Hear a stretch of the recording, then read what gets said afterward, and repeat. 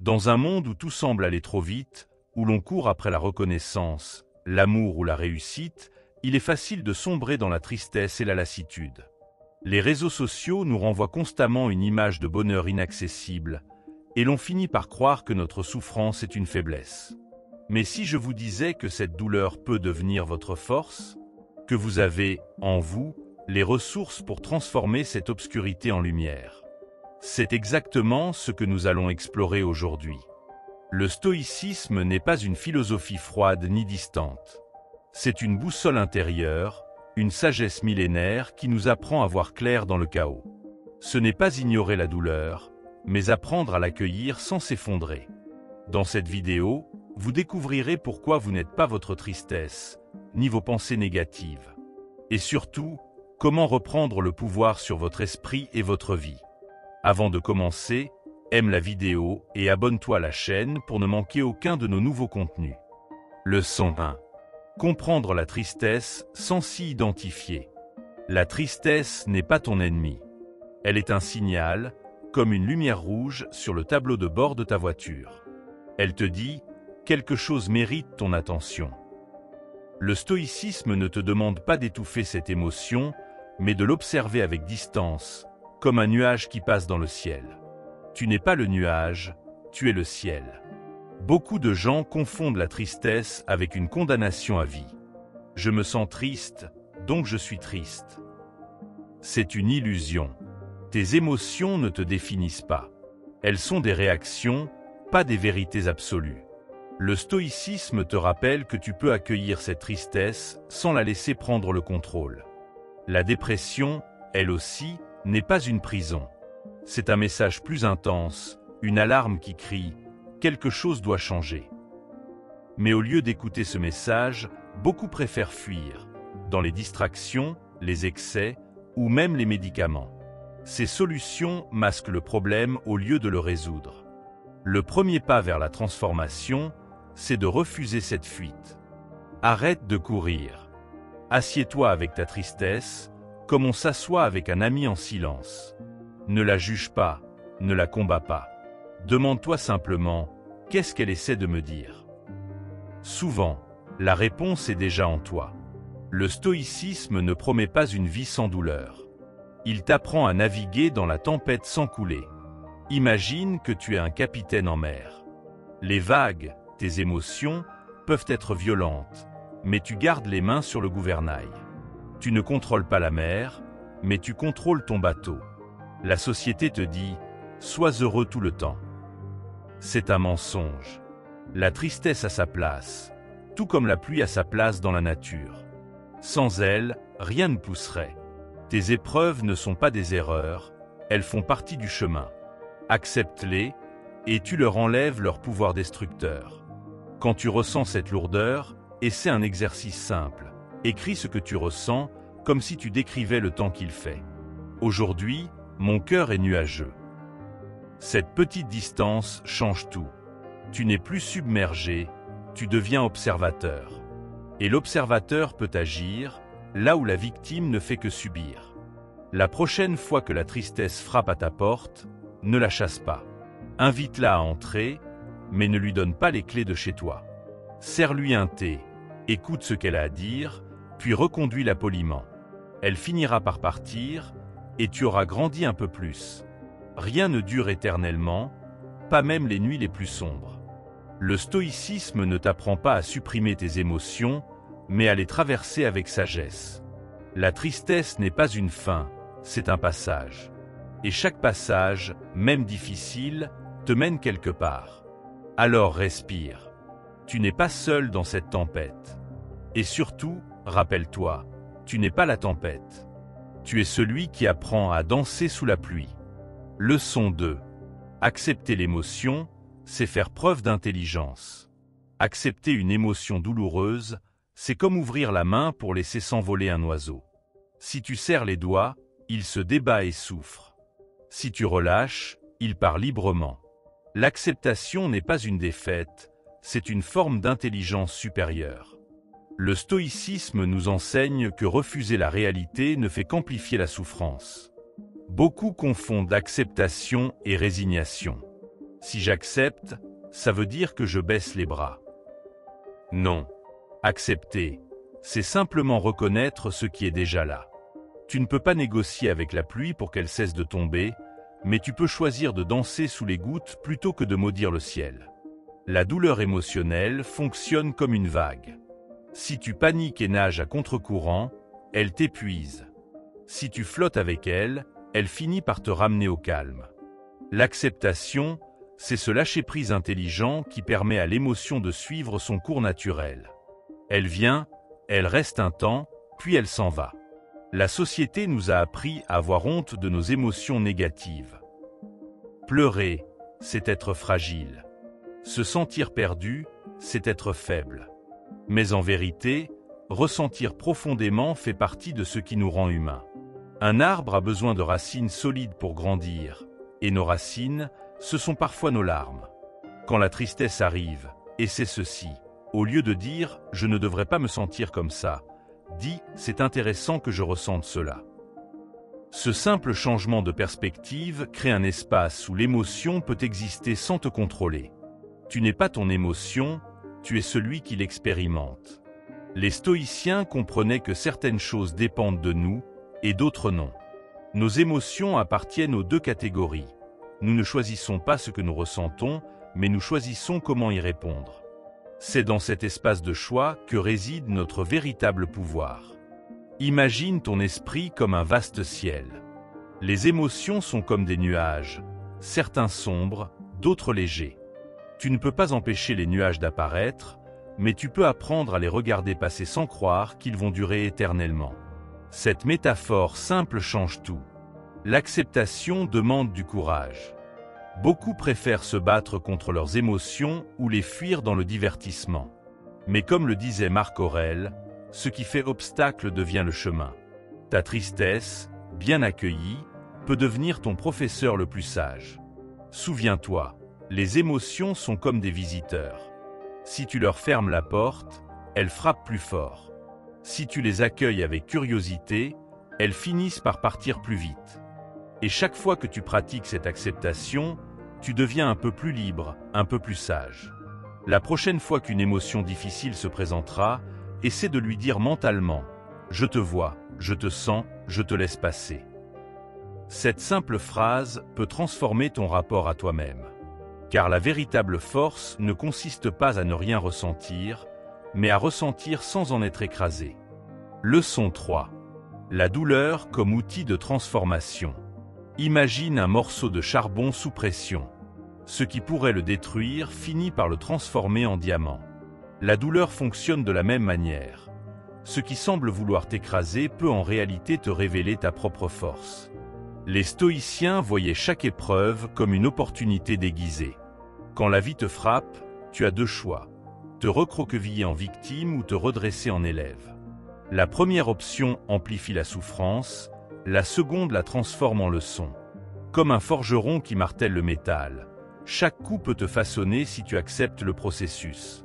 La douleur n'est pas ton ennemi, c'est ton professeur le plus exigeant. Prends l'exemple d'une blessure physique. Quand tu te casses un os, il repousse plus solide à l'endroit fracturé. Ton esprit fonctionne pareil. Chaque déchirure émotionnelle peut devenir une cicatrice qui te rend plus résistant. Le secret ?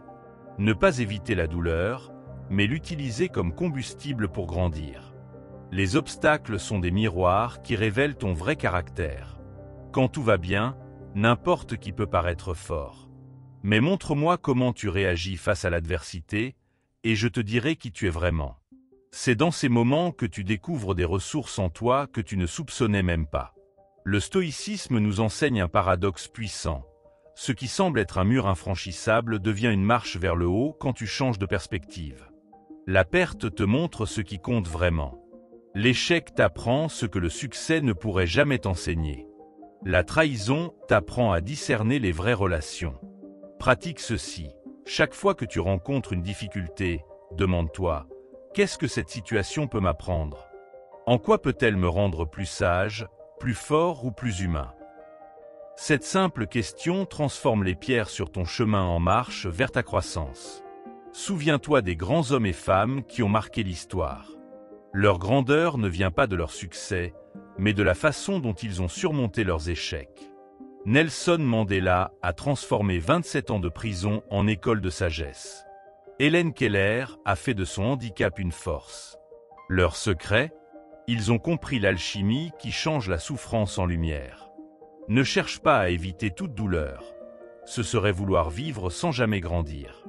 Mais ne te noie pas non plus dans la souffrance. Trouve l'équilibre stoïcien. Ressens pleinement, mais garde la lucidité d'un observateur. Laisse la douleur te traverser sans t'installer en elle. Demain, quand tu te réveilleras, remercie pour tes épreuves passées. Ce sont elles qui t'ont amené là où tu es aujourd'hui. Et quand de nouvelles difficultés arriveront, accueille-les avec cette pensée. Voilà une nouvelle occasion de devenir la meilleure version de moi-même. La vie ne te donne pas ce que tu veux, mais ce dont tu as besoin pour évoluer. Derrière chaque douleur se cache un cadeau, parfois bien emballé. Ton travail n'est pas de fuir la tempête, mais d'apprendre à danser sous la pluie jusqu'à ce que tu découvres pourquoi elle tombait. Leçon 4. La nature enseigne la résilience. Regarde une forêt après un incendie. Ce qui semble être une destruction totale cache en réalité le début d'une renaissance. Certaines graines, comme celle du pin, ont besoin des flammes pour s'ouvrir et donner vie à de nouveaux arbres. Ta tristesse fonctionne de la même manière. Elle prépare le terrain pour une version plus sage de toi-même. La nature ne gaspille jamais une crise. Un arbre qui tombe devient un habitat pour les insectes, sa décomposition nourrit le sol. Tes épreuves aussi ont cette double nature. Ce qui te blesse aujourd'hui fertilisera demain. Le stoïcisme nous rappelle que rien n'est purement négatif si nous savons y trouver son utilité. Observe comment les arbres font face aux tempêtes. Leurs branches peuvent casser, mais leurs racines s'ancrent plus profondément. Ils ne maudissent pas le vent, ils l'utilisent pour devenir plus robustes. Quand les rafales de la vie te secouent, souviens-toi, c'est le moment de développer tes racines intérieures. Après l'hiver vient toujours le printemps, mais à une condition, que la nature accepte de traverser le froid. Si tu veux connaître des jours plus lumineux, tu dois d'abord apprendre à coexister avec l'obscurité. Chaque nuit est une promesse d'aube, à condition de ne pas fermer les yeux trop longtemps. Certaines des plus belles fleurs poussent dans les endroits les plus arides. Le désert, qui semble si hostile, regorge de vie adaptée à ces conditions. De même, ta tristesse actuelle pourrait bien être le terrain parfait pour faire éclore des qualités que tu ne soupçonnais pas. Patience, compassion, créativité. La nature ne se précipite jamais, mais elle ne s'arrête jamais non plus. Une rivière contourne les rochers sans se plaindre de leur présence. Elle trouve toujours un chemin, même s'il lui faut des siècles pour creuser son lit. Ta résilience aussi peut prendre du temps. L'important est de continuer à couler vers ton but. Les arbres les plus anciens portent les cicatrices des siècles passés. Foudre, sécheresse, blessures. Pourtant, ce sont précisément ces marques qui en font des monuments de sagesse végétale. Tes propres cicatrices ne sont pas des fautes à cacher, mais des preuves de ta capacité à traverser les tempêtes. Le stoïcisme nous enseigne à voir plus loin que l'instant présent. Quand tu plantes un chêne, tu sais qu'il ne donnera de l'ombre qu'après des années. De même, les leçons de tes difficultés actuelles ne porteront leurs fruits que plus tard. Aie la patience du jardinier qui travaille en confiance. La prochaine fois que tu te sentiras brisé, pense au kintsugi, cet art japonais qui répare les poteries avec de l'or. Les cassures deviennent alors plus précieuses que le vase intact. Tes propres fractures, bien accueillies, peuvent devenir tes plus belles forces. Ce n'est pas malgré tes blessures, mais grâce à elles que tu deviens unique. La nature ne connaît pas de véritable fin, seulement des transformations. La chenille doit accepter de disparaître pour devenir papillon. Toi aussi, tu es en constante évolution. Ce qui te semble être un adieu pourrait n'être qu'une métamorphose dont tu ne vois pas encore la beauté finale. Leçon 5. Tu es l'artisan de ta propre transformation. Chaque matin, la vie te tend un bloc de marbre brut. Tes joies, tes peines, tes défis. Le chef-d'œuvre caché à l'intérieur ne dépend que de ton ciseau. Tes larmes ne sont pas de l'eau perdue, mais le liquide précieux qui polit la pierre de ton caractère. Personne ne peut sculpter ta statue à ta place. Imagine un forgeron devant son enclume. Chaque coup de marteau semble brutal, mais c'est ainsi que le métal prend forme. Tes épreuves sont ces coups nécessaires. Bien sûr, ça fait mal quand les difficultés nous frappent, mais regarde bien. C'est précisément à ces endroits que tu deviens plus résistant, plus souple, plus précieux. La résilience ne s'achète pas en magasin. Elle se forge dans l'action, comme un muscle qui ne se développe qu'à force d'efforts. Si tu évites toute difficulté, tu restes fragile. Mais chaque fois que tu affrontes une épreuve, tu déposes une couche d'acier sur ton âme. Demain, cette même épreuve te semblera moins lourde. Ton histoire personnelle est comme un livre dont tu écris chaque page. Les chapitres douloureux ne sont pas des erreurs de l'auteur. Ce sont souvent les passages qui rendent l'histoire captivante. Un héros sans obstacle n'inspire personne. Tes luttes actuelles sont ce qui rendra ta victoire future vraiment significative. Quand tu te sens submergé, fais cette pause. Respire profondément et rappelle-toi que cette épreuve est temporaire, mais que la force qu'elle t'apporte restera. Comme un arbre qui pousse plus solide après avoir résisté au vent, chaque tempête que tu traverses t'enracine davantage dans ta propre puissance. Le stoïcisme nous enseigne un secret précieux. Entre ce qui t'arrive et ta réaction, il existe un espace de liberté. Dans cet espace se trouve ton pouvoir de choisir qui tu deviens. La douleur est inévitable parfois, mais la transformation en force ou en sagesse, ça, c'est ton choix exclusif. Pense aux plus belles œuvres d'art que tu connais. Aucune n'a été créée sans effort, sans correction, sans moment de doute. Toi aussi, tu es une œuvre en cours de création. Tes échecs ne sont que des esquisses ratées sur le chemin du chef-d'œuvre. Continue de travailler avec patience et bienveillance envers toi-même. Certains attendent que les conditions soient parfaites pour commencer à vivre. Mais c'est en marchant sous la pluie qu'on apprend à apprécier le soleil. Tes difficultés actuelles ne sont pas un obstacle à ta vie, elles en sont le matériau brut. Sans elles, tu resterais une ébauche inachevée. Demain, quand tu ouvriras les yeux, souviens-toi, aujourd'hui n'est pas qu'un jour à traverser, c'est une occasion de te sculpter. Chaque pensée, chaque action est un coup de ciseau sur le marbre de ton être. Personne ne peut faire ce travail à ta place, mais personne ne peut non plus t'en empêcher. La vie ne te demande pas d'être parfait, seulement d'être présent à ton propre devenir. Comme le sculpteur qui voit déjà la statue dans le bloc de pierre, apprends à voir la meilleure version de toi-même cachée dans les circonstances actuelles. Ton futur soit te remerciera pour le travail accompli aujourd'hui. Leçon 6. La gratitude comme antidote à la tristesse. Quand la nuit semble trop noire, allume une petite bougie de gratitude. Son éclat modeste suffit souvent à t'empêcher de te perdre dans l'obscurité. Remercier pour ce qui reste, même quand tout semble s'effondrer, c'est comme trouver une main tendue au milieu de la tempête. Le stoïcisme nous rappelle que la lumière existe toujours. Parfois, il suffit d'ajuster notre regard. Pense à ton lit ce matin. Un endroit chaud et doux où reposer ton corps fatigué. Des millions de gens en rêvent. Cet oreiller qui a accueilli tes larmes hier est aussi celui qui soutient tes rêves. La gratitude transforme ces petits riens en trésors quand on prend le temps de vraiment les voir. Ce n'est pas de la naïveté, c'est de la lucidité. La douleur a tendance à tout teindre en noir. Mais même dans les pires moments, il existe des fragments de beauté. Une tasse de thé qui réchauffe tes mains, un message d'un ami, la façon dont la lumière joue avec les ombres sur le mur. Collectionne ces éclats de lumière comme des perles précieuses. Ils forment un collier qui peut t'aider à traverser les jours sombres. Essaie cet exercice tout simple. Chaque soir, note 3 choses, même minuscules, qui t'ont apporté un peu de réconfort dans ta journée. Le sourire d'un inconnu, une chanson qui t'a touché, l'odeur de la pluie sur la terre sèche. Avec le temps, tu formeras une carte au trésor qui te montrera que même dans le désert, il y a des oasis. Le stoïcisme ne nie pas la souffrance, mais il nous enseigne à ne pas la laisser occuper tout l'espace.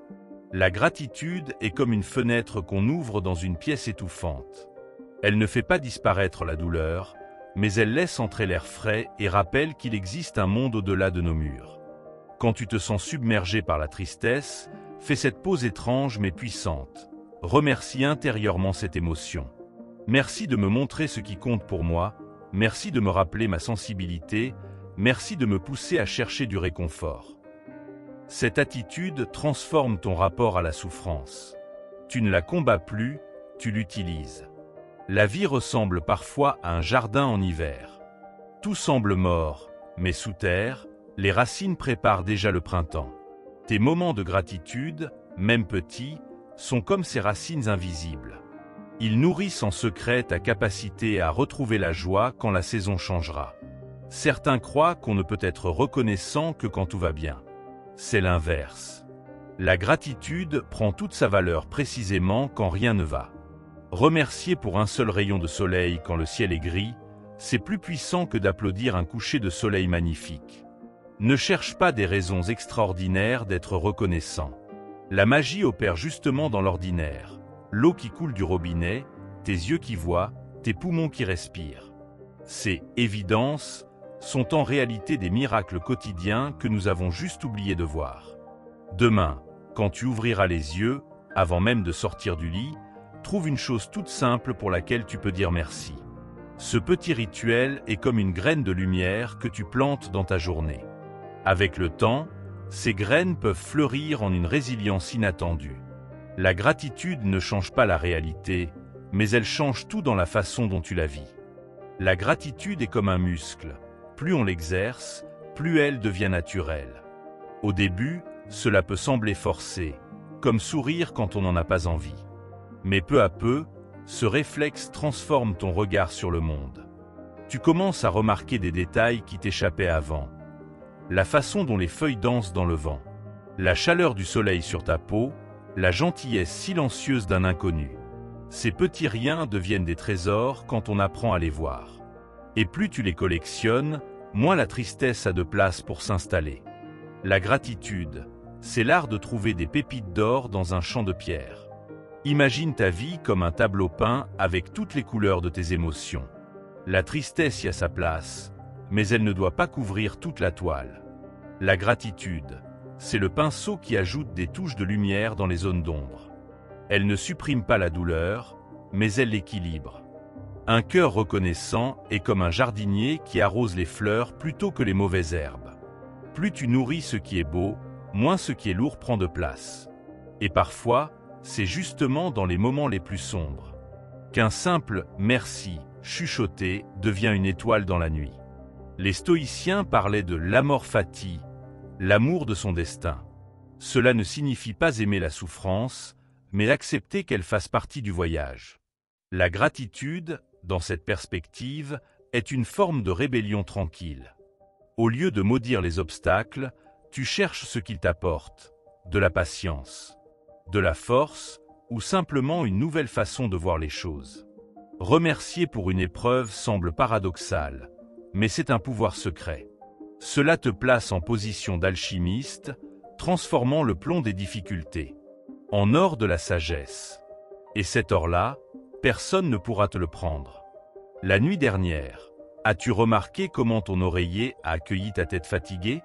As-tu senti la douceur des draps contre ta peau, la tranquillité de l'obscurité? Ces sensations simples sont des cadeaux que nous oublions de déballer. La gratitude nous apprend à ralentir assez pour les savourer. Quand tu es triste, ton monde rétrécit, tu ne vois plus que ce qui manque. Mais la gratitude élargit à nouveau ton champ de vision. Elle te rappelle que même dans la perte, il reste des choses précieuses. Et parfois, c'est ce rappel qui empêche de sombrer complètement. Et c'est ceci. Pendant une minute, ferme les yeux et écoute les sons autour de toi. Peut-être entends-tu des oiseaux, le vent, ou simplement ton propre souffle. Chacun de ces sons est une preuve que la vie continue, malgré tout. La gratitude, c'est cet instant où tu choisis d'être présent à ces petits miracles. Quand la tristesse te dit « regarde tout ce que tu as perdu ». La gratitude murmure « regarde tout ce qui t'attend encore ». Elle ne nie pas la douleur, mais elle refuse de lui donner le dernier mot. Et dans ce refus réside une force discrète mais inébranlable. Pense à quelqu'un qui t'a aidé, même de façon infime, cette semaine. Peut-être le serveur qui t'a souri, l'ami qui a envoyé un message, ou même l'inconnu qui a tenu la porte ouverte. Ces gestes sont des bouées que la vie envoie quand elle sent que tu commences à couler. La gratitude, c'est reconnaître ces bouées et s'y accrocher. Plus tu les remarques, plus elles semblent nombreuses, comme si l'univers répondait à ton attention par davantage de raisons d'être reconnaissant. C'est une loi secrète. Ce sur quoi tu portes ton regard se multiplie.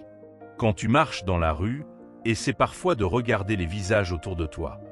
Derrière chaque front se cachent des batailles invisibles, des chagrins secrets.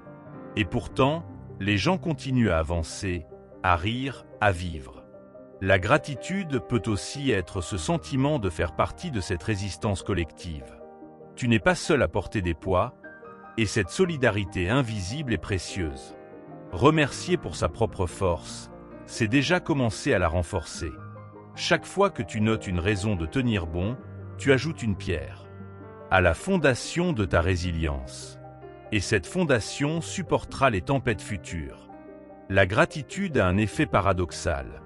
Plus tu partages ce pourquoi tu es reconnaissant, plus tu en découvres de nouvelles raisons.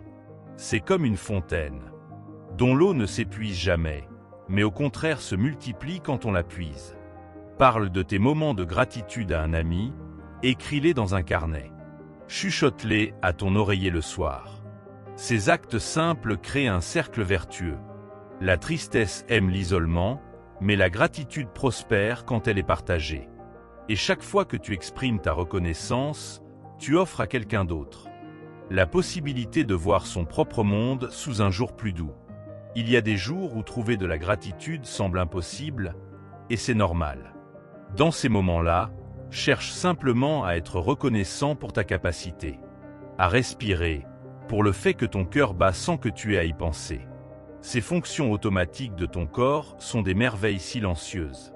La gratitude n'exige pas de grandes choses, juste la reconnaissance. Que même dans l'obscurité, tu portes en toi des sources de lumière. Parfois, le simple « merci » que tu murmures en posant la main sur ton cœur devient l'étincelle qui empêche la flamme de s'éteindre complètement. Un jour, tu regarderas en arrière et réaliseras que certaines de tes plus grandes leçons sont venues des moments où tu as choisi la gratitude malgré tout. Ces instants où, au milieu des larmes, tu as trouvé la force de dire « merci » pour une petite chose, une toute petite chose. Ces « merci » fragiles étaient en réalité des actes de courage, des semences d'espoir. Aujourd'hui, ils peuvent te sembler insignifiants, mais avec le temps, tu verras comment ils ont contribué à te reconstruire, pierre par pierre. La gratitude est souvent le premier pas discret sur le chemin de la guérison. Leçon 7. La solitude est un laboratoire intérieur. La solitude, pour beaucoup, fait peur. On la confond avec l'isolement, le vide, l'abandon. Mais pour les stoïciens, c'est tout le contraire. C'est un retour à soi, une rencontre avec sa propre présence. Imagine un laboratoire où tu es à la fois le scientifique et l'expérience. La solitude, c'est ça. Un espace où tu observes tes pensées, tes émotions, sans être distrait par le monde extérieur. Sénèque disait qu'il faut se retirer en soi-même pour se retrouver. Pas pour fuir les autres, mais pour mieux les comprendre ensuite. Quand tu es seul, sans masque, sans rôle à jouer, tu découvres qui tu es vraiment. Et c'est là que commence la vraie liberté. Pas celle de faire ce que tu veux, mais celle de ne plus être esclave de tes peurs ou des attentes des autres. Marc Aurèle, empereur et philosophe stoïcien, passait des moments en solitude chaque matin. Il se préparait mentalement à affronter la journée, comme un athlète se prépare avant une compétition. Il savait que le chaos du monde ne pouvait pas le perturber s'il avait d'abord trouvé la paix en lui-même. La solitude n'était pas une fuite, mais un entraînement. Beaucoup de gens redoutent d'être seuls parce qu'ils ont peur de leurs propres pensées. Ils préfèrent le bruit, les distractions, les écrans. Mais si tu ne te confrontes jamais à toi-même, comment peux-tu te connaître? Comment peux-tu grandir? Le stoïcisme nous apprend que la solitude est un miroir. Elle ne ment pas. Elle te montre tes forces, mais aussi tes faiblesses. Et c'est en les acceptant que tu deviens plus fort. Épictète, un autre grand sage stoïcien, disait que ce qui trouble les hommes, ce ne sont pas les événements, mais les jugements qu'ils portent sur eux. Quand tu es seul, tu peux examiner ces jugements. Tu peux les questionner. Est-ce que cette peur est rationnelle? Est-ce que cette colère est justifiée? La solitude devient alors un lieu de lucidité où tu reprends le contrôle de ton esprit. Certains croient qu'être autonome, c'est ne dépendre de personne matériellement. Mais la vraie autonomie est intérieure. C'est ne plus avoir besoin de l'approbation des autres pour te sentir en paix. La solitude t'apprend ça. Elle te montre que tu peux être heureux même sans audience, même sans validation. Tu n'as pas besoin d'être constamment rassuré pour exister. Bien sûr, cela ne signifie pas qu'il faut vivre en ermite. Les stoïciens n'étaient pas contre les relations humaines. Au contraire, ils insistaient sur l'importance de la communauté. Mais ils savaient que pour bien vivre avec les autres, il fallait d'abord savoir vivre avec soi-même. Sinon, on risque de chercher chez les autres ce qu'on n'arrive pas à trouver en soi. Alors, comment pratiquer cette solitude stoïcienne? Commence petit. Quelques minutes par jour, sans téléphone, sans musique, sans diversion. Juste toi et tes pensées. Observe-les sans jugement, comme des nuages qui passent. Avec le temps, tu verras que ces moments ne sont pas vides. Ils sont riches de découvertes sur toi-même. La solitude, bien vécue, n'est pas une punition. C'est un cadeau. C'est le seul endroit où personne ne peut te dicter qui tu dois être. Où tu peux entendre ta propre voix, loin du bruit du monde. Les stoïciens l'avaient compris. C'est dans le calme intérieur que naît la sagesse. Pas dans l'agitation permanente. Alors la prochaine fois que tu te retrouveras seul, au lieu de chercher à combler le silence, écoute-le. C'est peut-être là que tu entendras enfin les réponses que tu cherchais depuis longtemps. La solitude n'est pas l'absence des autres. C'est la présence de toi-même. Et ça, c'est une force que personne ne pourra jamais te prendre. Pense à la solitude comme à une conversation silencieuse avec toi-même. Les stoïciens y voyaient un moyen de faire le point, comme un navigateur qui consulte sa boussole avant de reprendre la mer. Quand tu t'accordes ce temps, tu deviens l'architecte de tes propres émotions. Tu ne subis plus les réactions impulsives, tu les choisis. C'est là que réside le pouvoir le plus précieux, celui de décider comment répondre à ce qui t'arrive, plutôt que de réagir sans réfléchir. La solitude n'est pas une fuite, c'est une reconquête. Imagine un arbre en plein vent. Ses branches bougent, ses feuilles tremblent, mais ses racines tiennent bon. La solitude, c'est ce retour aux racines. Quand tout semble chaotique à l'extérieur, c'est en toi que tu trouves l'ancrage. Les stoïciens parlaient souvent de cette stabilité intérieure, qui ne dépend ni des circonstances ni des autres. Plus tu cultives cette force, moins les tempêtes du quotidien pourront t'ébranler. Et cela commence par ces moments où tu es seul, à respirer, à observer, à simplement être. Beaucoup confondent solitude et ennui. Mais l'ennui, c'est juste l'incapacité à être en paix avec soi-même. Les stoïciens, eux, transformaient ces moments en opportunités. Au lieu de chercher désespérément une distraction, ils se demandaient « Qu'est-ce que cette pause m'apprend sur moi ?» Parfois, c'est dans l'immobilité que les idées les plus claires émergent. Comme une eau boueuse qui se décante quand on cesse de la remuer. La solitude, bien utilisée, est un outil de clarté mentale. Tu as déjà remarqué comment les enfants jouent seuls parfois? Ils inventent des mondes, dialoguent avec des personnages imaginaires, explorent sans contrainte. En grandissant, on perd souvent cette capacité à se suffire à soi-même. On devient dépendant des stimuli extérieurs. Le stoïcisme nous invite à retrouver cette autonomie joyeuse. Être seul ne signifie pas être triste. Cela peut être l'occasion de créer, de rêver, ou simplement d'exister sans attente. C'est une forme de liberté pure. La peur de la solitude vient souvent de la peur de faire face à nos propres contradictions. Et si je n'aimais pas ce que je découvre? Se demandent certains. Mais les stoïciens voyaient cela comme un défi nécessaire. Connais-toi toi-même, disait Socrate. Et pour se connaître, il faut du courage. La solitude est ce miroir qui ne ment pas. Elle révèle nos fragilités, mais aussi notre résilience. Et chaque fois que tu acceptes ce reflet, tu grandis un peu plus. Dans un monde hyperconnecté, la solitude est devenue un luxe rare. Pourtant, c'est justement quand tout va vite qu'on en a le plus besoin. Prends l'exemple d'un athlète. Il ne passe pas tout son temps à s'entraîner. Il fait des pauses pour récupérer, analyser ses performances. La solitude, c'est ta séance de récupération mentale. Sans elle, tu risques l'épuisement émotionnel. Les stoïciens savaient que pour être fort dans l'action, il faut d'abord savoir se reposer dans la réflexion. Certains jours, la solitude peut sembler lourde. C'est normal. Même Marc Aurèle écrivait dans ses pensées qu'il devait se rappeler constamment de rester serein. Personne n'est un sage en permanence. L'important, c'est de ne pas fuir cet inconfort. Assieds-toi avec lui, comme avec un vieil ami un peu bourru. Petit à petit, tu réaliseras que ce qui te semblait vide était en réalité rempli de réponses. La solitude n'est pas un vide à combler, mais un espace à habiter. Et si tu voyais la solitude comme une aventure, une exploration intérieure où tu es à la fois le voyageur et la destination. Chaque moment seul est une chance de découvrir une nouvelle facette de toi. Peut-être une passion oubliée, une peur à surmonter, ou une idée qui n'attendait que le calme pour éclore. Les stoïciens étaient des explorateurs de l'âme. Leur philosophie n'était pas une théorie, mais une pratique.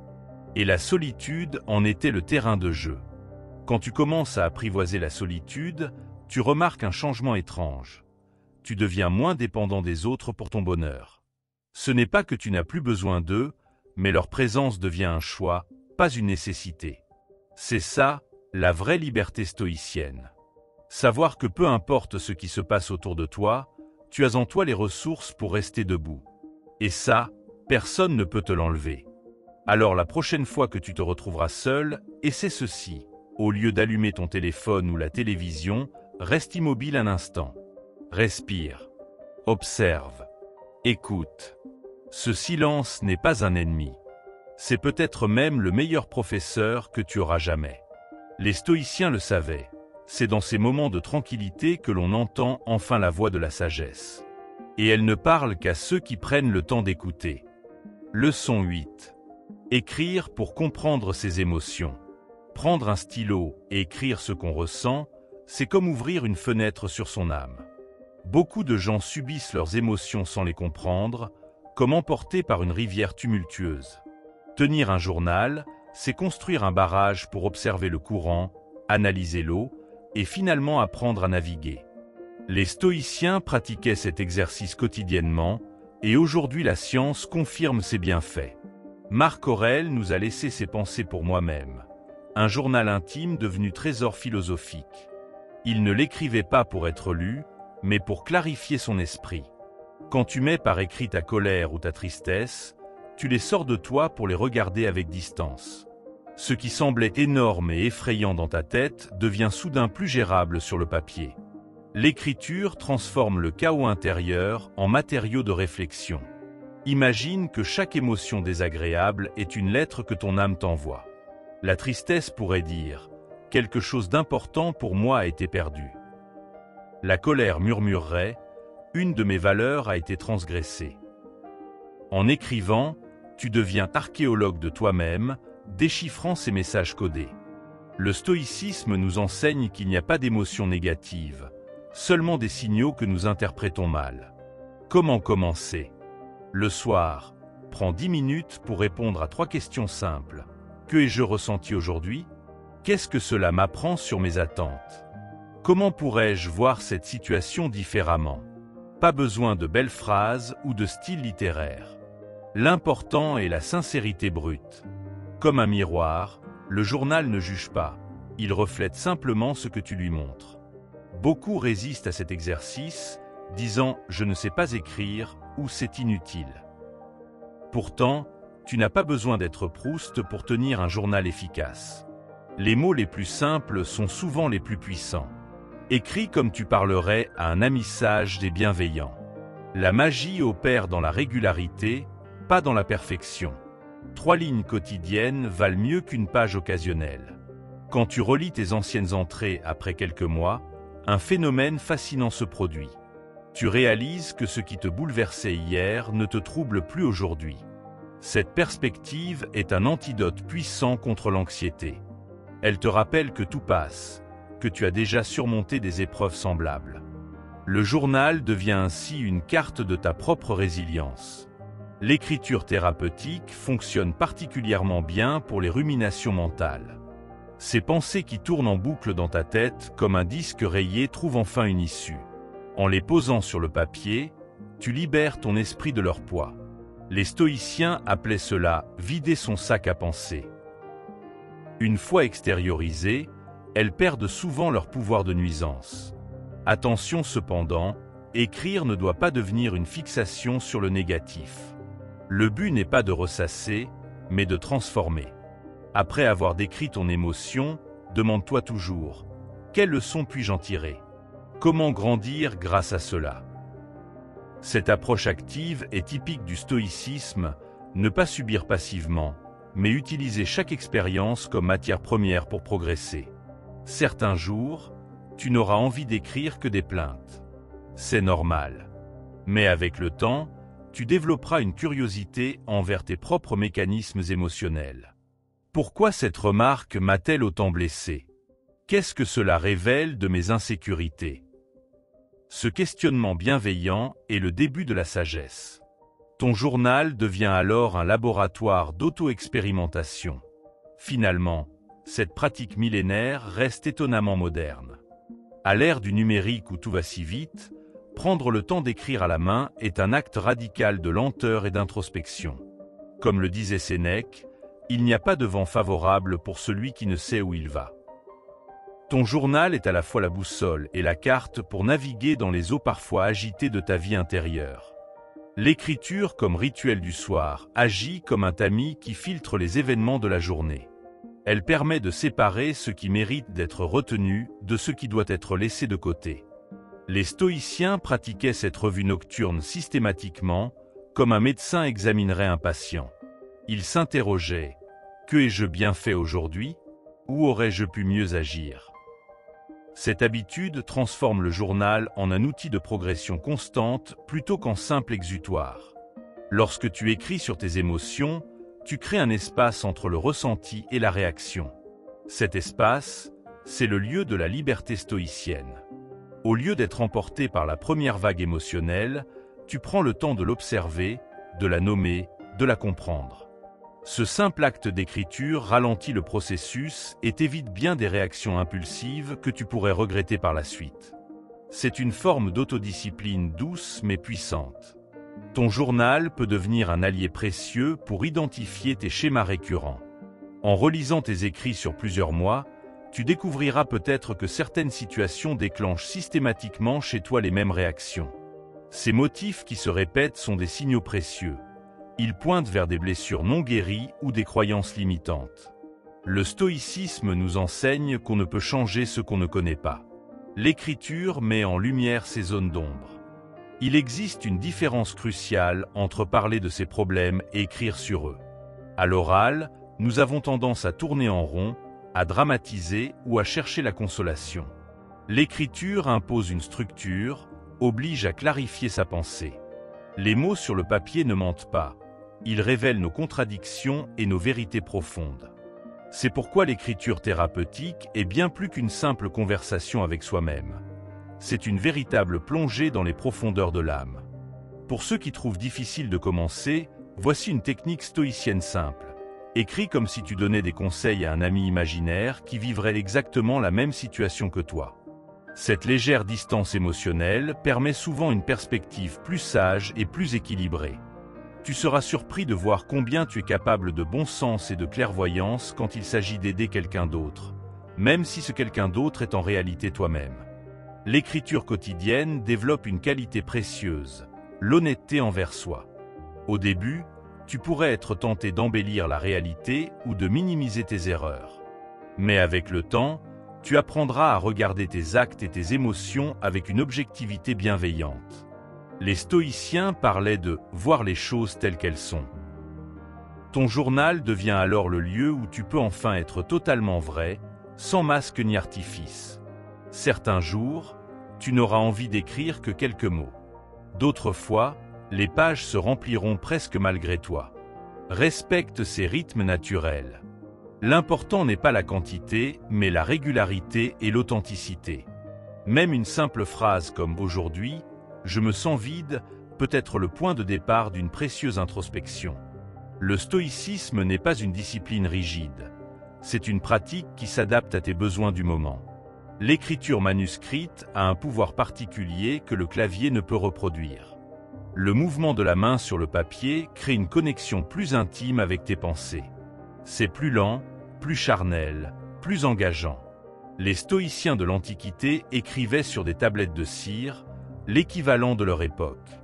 Aujourd'hui, le simple fait de prendre un stylo et un cahier dédié à cette pratique crée déjà un rituel sacré d'introspection. Ne sous-estime pas la valeur thérapeutique de relire tes anciennes pages. Ces écrits deviennent les marqueurs de ton évolution personnelle. Tu y verras comment tes préoccupations ont changé, comment tes réactions se sont affinées, comment ta compréhension du monde s'est approfondie. Ces progrès, souvent imperceptibles au jour le jour, deviennent évidents sur le long terme. Ton journal est ainsi le témoin le plus fidèle de ta croissance intérieure. Enfin, rappelle-toi que ce journal t'appartient totalement. Tu n'as pas à t'inquiéter du style, de l'orthographe ou de la logique. Personne ne le lira sauf toi. Cette liberté absolue est précieuse. C'est un espace où tu peux être complètement toi-même, sans filtre ni censure. Les stoïciens parlaient de cultiver son jardin intérieur. Ton journal en est la clé, l'outil qui te permet d'entretenir ce lieu secret où tu peux toujours te retrouver. Leçon 9. La tristesse devient compassion pour les autres. Tes larmes n'ont pas coulé pour rien. Chaque goutte a creusé en toi un espace plus profond pour accueillir la souffrance des autres. Ce qui fut d'abord une blessure devient peu à peu une source de réconfort, non seulement pour toi, mais pour ceux qui croiseront ton chemin.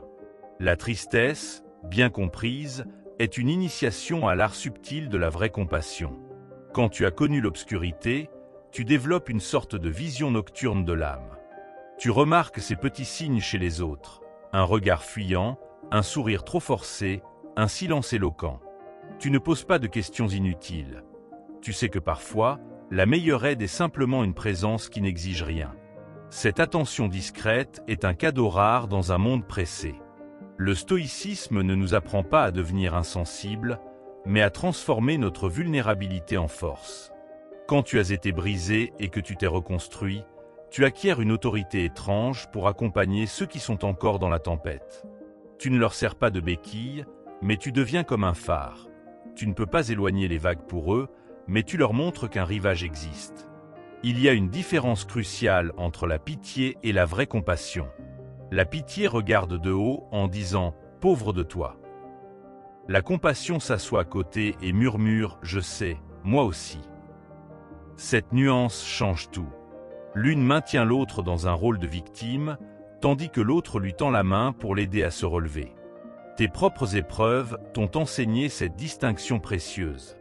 Certaines des conversations les plus profondes naissent dans les silences partagés. Tu n'as pas besoin de solutions toutes faites pour être utile. Souvent, écouter sans juger vaut 1000 conseils. Ton expérience t'a appris que la douleur a besoin d'être entendue avant d'être soignée.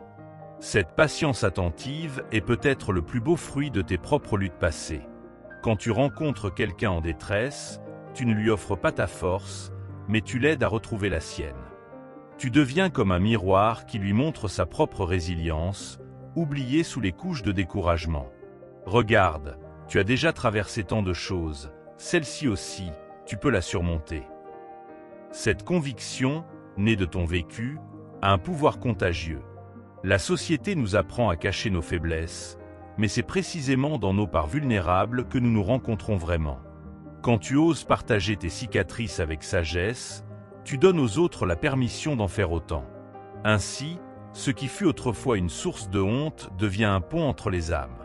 Tes blessures guéries deviennent des outils pour panser celles des autres. Le véritable réconfort ne consiste pas à minimiser la douleur, ce n'est rien, mais à la reconnaître pleinement. Oui, c'est dur, je vois. Cette validation simple mais profonde. Tu sais la donner parce que tu as toi-même eu besoin qu'on te la donne. Ton empathie est d'autant plus précieuse qu'elle sait ce que c'est que d'avoir mal et d'en sortir transformé. Un jour, tu réaliseras que tes épreuves passées t'ont doté d'un radar particulier. Tu sens quand quelqu'un lutte intérieurement, même derrière un masque de normalité. Et tu sais exactement quel mot, quel geste discret peut faire la différence. Cette capacité n'a pas de prix. Elle est le résultat alchimique de ta propre transformation. Ainsi, ce qui semblait être un fardeau personnel devient finalement un service aux autres. Tes larmes séchées arrosent maintenant les cœurs assoiffés autour de toi. La boucle est bouclée. Ta tristesse, au lieu de te replier sur toi-même, t'a ouvert aux autres. Et dans cette ouverture, tu découvres le sens profond de tout ce que tu as traversé. La compassion qui naît de la souffrance partagée est comme une langue secrète. Quand tu as marché dans les mêmes ténèbres, tu reconnais immédiatement. Ce regard particulier, cette voix qui tremble à peine, ces mots trop légers. Pour porter un chagrin trop lourd. Tu n'as pas besoin d'explication. Ton cœur comprend avant même que ton esprit ait analysé la situation. Cette connexion immédiate est un baume pour celui qui se sent invisible. Dans ces moments, ton simple « je sais » vaut plus que tous les discours. Et parfois, c'est cette reconnaissance silencieuse qui ouvre la porte à la guérison. Tes cicatrices sont devenues des antennes capables de capter les fréquences de détresse que d'autres ne perçoivent pas. Là où certains ne voient qu'une mauvaise humeur passagère. Toi, tu reconnais l'appel au secours étouffé. Cette sensibilité n'est pas une faiblesse, c'est un super pouvoir discret. Quand tu tends l'oreille à ces murmures de l'âme, tu donnes à quelqu'un le cadeau inestimable d'être enfin vu. Et être vu dans sa douleur, c'est déjà commencer à en être libéré. Il y a une étrange alchimie qui transforme tes larmes passées en capacité à essuyer celles des autres. Ce n'est pas un transfert de douleur, mais une transmutation de ta propre expérience. L'empathie véritable n'est pas dire « je sais exactement ce que tu ressens », mais plutôt « je connais cette géographie de la souffrance. Je peux t'accompagner sans te perdre en route ». Cette nuance fait toute la différence entre une compassion qui écrase et une présence qui soulève doucement vers la lumière. Quand tu partages ton histoire avec discernement, tu deviens un phare pour ceux qui naviguent dans la même tempête.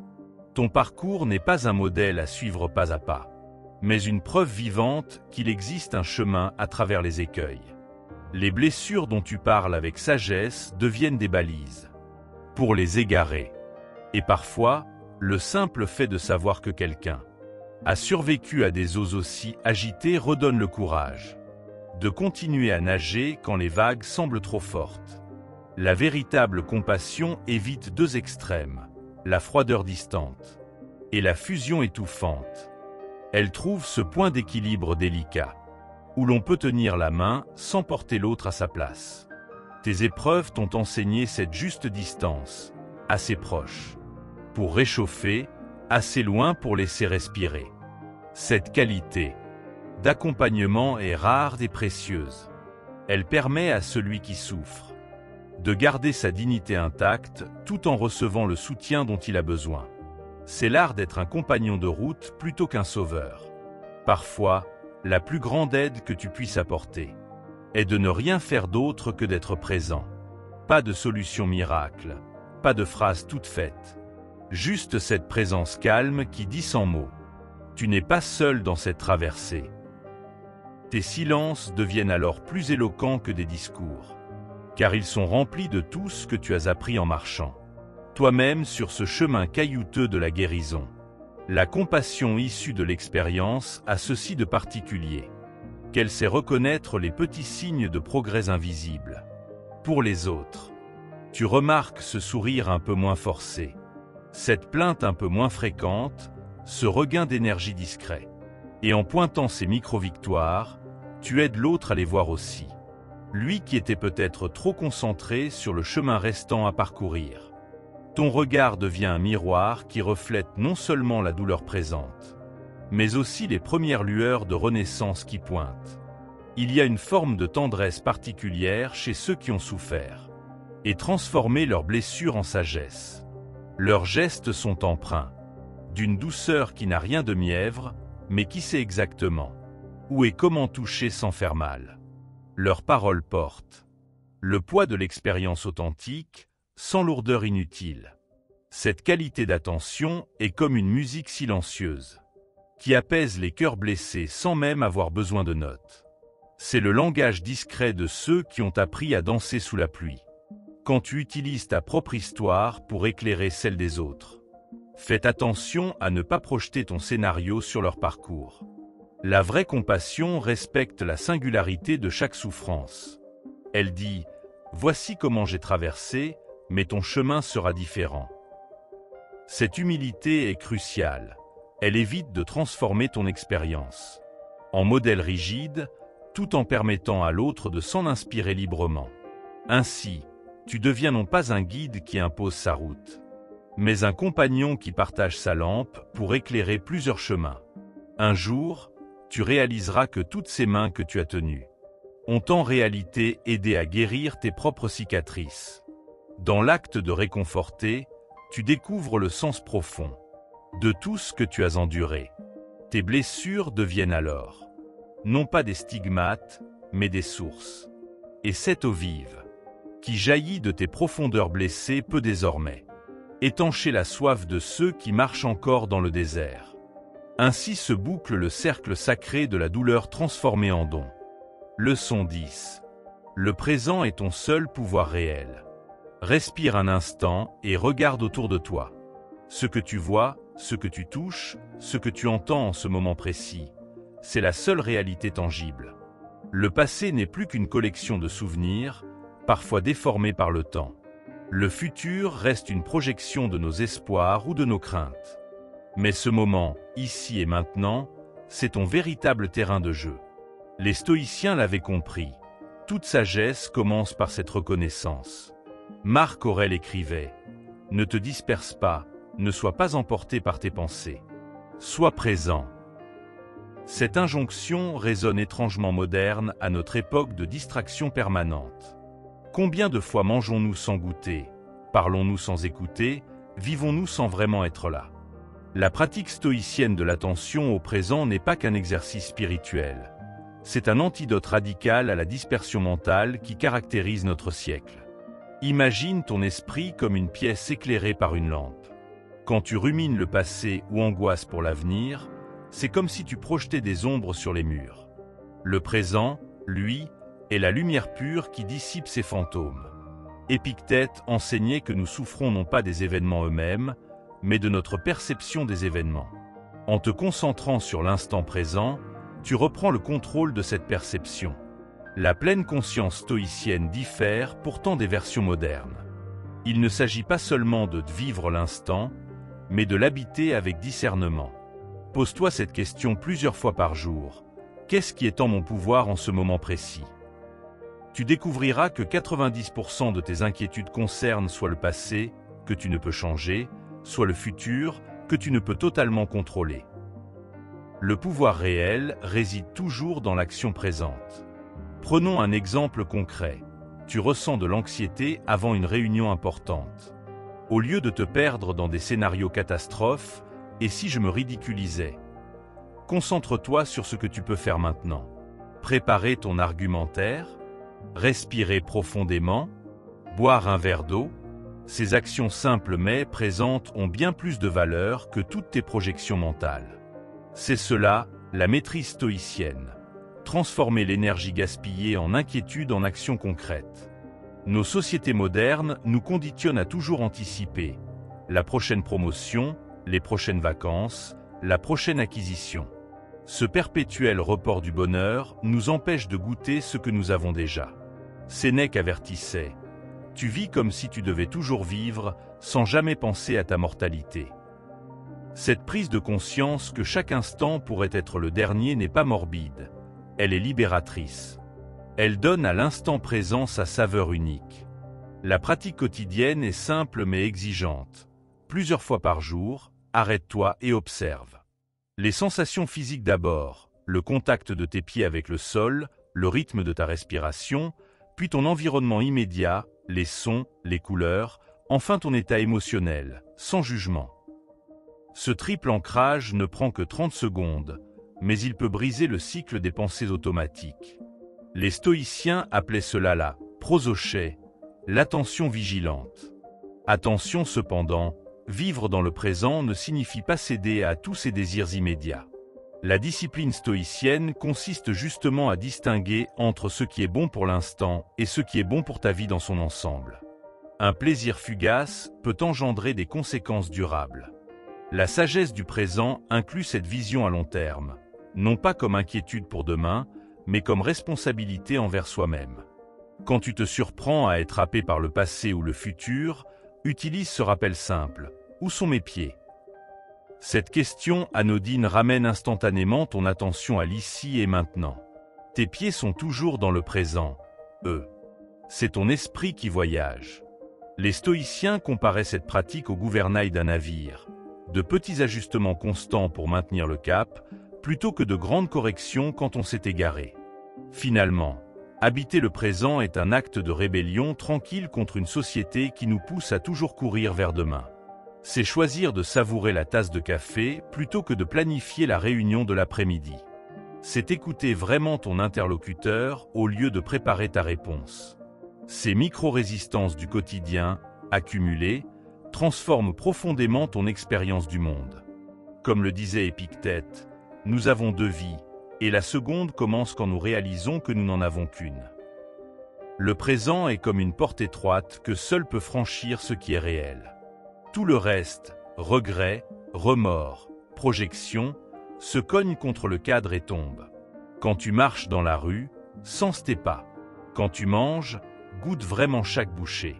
Ces actes simples sont des portes d'entrée vers une conscience plus vive de l'existence. Les stoïciens voyaient dans cette attention aux détails, présent une forme d'exercice spirituel.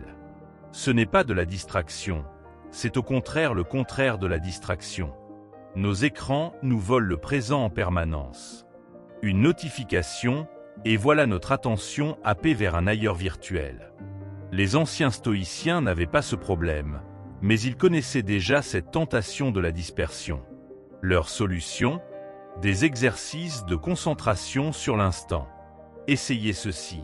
Pendant 2 minutes, observez une feuille d'arbre, une flamme de bougie ou le mouvement des nuages. Rien d'autre. Votre esprit résistera, puis cédera. Ces petites victoires sur la distraction construisent la musculature de votre attention. Le corps est toujours ancré dans le présent. C'est pourquoi il est un si bon allié. Quand ton esprit s'égare, ton corps, lui, reste ici et maintenant. Porte attention à tes mains. Ces outils extraordinaires qui touchent, créent, caressent. Sens ton souffle, ce mouvement continu qui te relie à la vie. Les stoïciens pratiquaient souvent cette réduction au corps pour calmer les tempêtes mentales. Ton corps est ton ancre présente, toujours disponible quand tu veux revenir à l'essentiel. Les enfants sont maîtres dans l'art du présent. Regardez un petit qui joue, il est totalement absorbé, son monde se réduit à l'instant.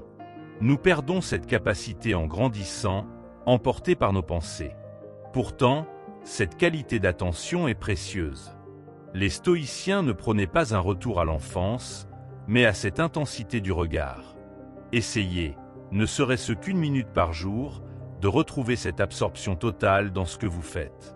Le présent vous récompensera par une étrange plénitude. La nature est une grande enseignante de présence. Un arbre ne regrette pas ses feuilles tombées l'automne dernier. Un ruisseau ne s'inquiète pas de savoir s'il atteindra la mer. Tout dans la nature obéit au rythme du maintenant.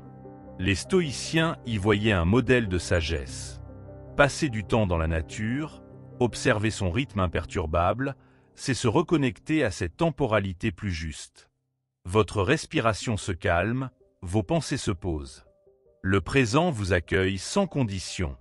Le travail manuel est une porte royale vers le présent. Pétrir du pain, travailler le bois, jardiner. Ces activités vous ancrent irrésistiblement dans l'ici et maintenant. Les stoïciens, même les plus intellectuels comme Marc Aurèle, valorisaient les activités concrètes. Elles nous rappellent que nous sommes des êtres incarnés. Si votre esprit tourne en boucle, trouvez une activité manuelle simple. Vos mains vous ramèneront au présent mieux que tous les discours. Les crises sont des révélateurs brutaux de présence. Face au danger, plus de place pour les pensées parasites, seul compte l'instant. Les stoïciens s'entraînaient justement à cultiver cette intensité du regard sans attendre les catastrophes. Pourquoi ? Parce que chaque moment gagné en attention est une victoire sur la dispersion. Vous n'avez pas besoin d'attendre les tempêtes pour pratiquer. Chaque respiration consciente est une petite victoire sur l'inattention. La gratitude est la sœur jumelle de la présence. Remercier pour ce qui est déjà là, c'est s'arrêter pour constater la richesse du présent. Les stoïciens pratiquaient quotidiennement la gratitude, non comme une formule creuse, mais comme une attention active au don du moment. Ce café chaud, cette main qui serre la vôtre, ce rayon de soleil, autant d'occasions de sortir de l'aveuglement habituel. La gratitude vous ancre dans la réalité présente au lieu de vous perdre dans les illusions mentales. Le présent a un paradoxe. Plus vous cherchez à le saisir, plus il vous échappe. Ce n'est pas un objet à attraper, mais un espace à habiter. Les stoïciens comparaient cela à la lumière. Vous ne pouvez pas la tenir dans vos mains, mais vous pouvez vous y baigner. Lâchez la quête effrénée du « maintenant » et contentez-vous d'être là, simplement. Votre respiration est toujours présente. Votre cœur bat dans l'instant. Ces ancrages naturels sont vos meilleurs guides.